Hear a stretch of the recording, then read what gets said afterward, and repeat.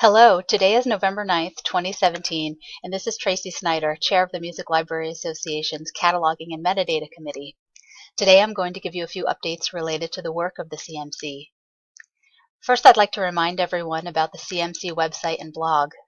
The most recent blog post always appears in the center of our homepage, and lately we've been posting announcements about relevant white papers, the completed IFLA LRM library reference model, and the anticipated RDA toolkit redesign. I also want to remind everyone about our FAQ page, where you can find information about getting involved with CMC. To read about our work in even more detail, look at our reports page, where you can find annual reports, our reports from business meetings at MLA, and our ALA reports. In the last year or so, we applied a Creative Commons license to our website and to all CMC best practices documents, including the best practices for LCGFT, LCMPT, and RDA, as well as the RDA best practices supplements document. We have chosen a Creative Commons Attribution Non-Commercial Share-alike license, which states that others wishing to share or adapt our material, for example, create a translation of our best practices, may do so under the terms of the license. Those creating translations or other adaptations may not do so for commercial purposes, must give proper attribution, and must apply this same license to their work.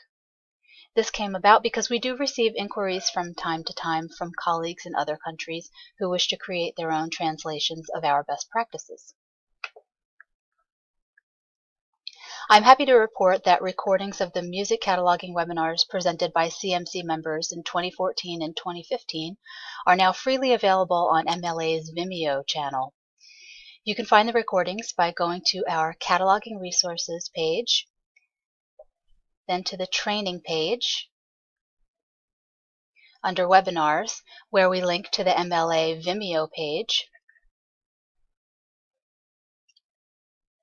and we also link to the MLA Workshops page, where you can find links to both the videos on Vimeo and the slides on SlideShare.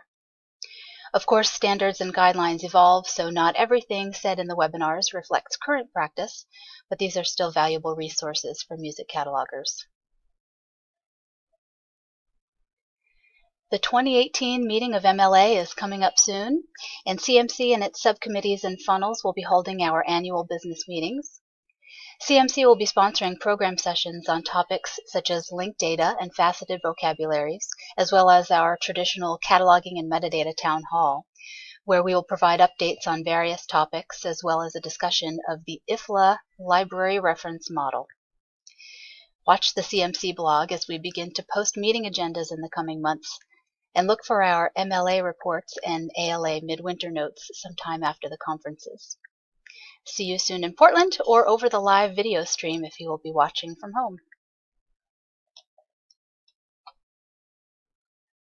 If you're still watching, here's a very short bonus feature. Here is a bibliographic record that I created in accordance with RDA, coded in MARC, with a traditional LCSH heading, plus the newer LCGFT and LCMPT entries. I relied on MLA CMC best practices documents, among other resources, in determining what information to record in the description of this CD, how to code it, and which controlled vocabulary terms to include. In this example, you will notice that no copyright date is recorded because none is present on the CD or container. I have supplied a publication date and place of publication found on the internet in square brackets. In addition to the subject heading cello music, I have included the genre term art music and the medium of performance term cello.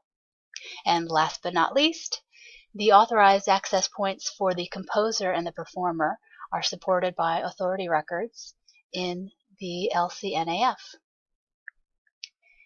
Tune in to my colleagues' screencasts to learn more.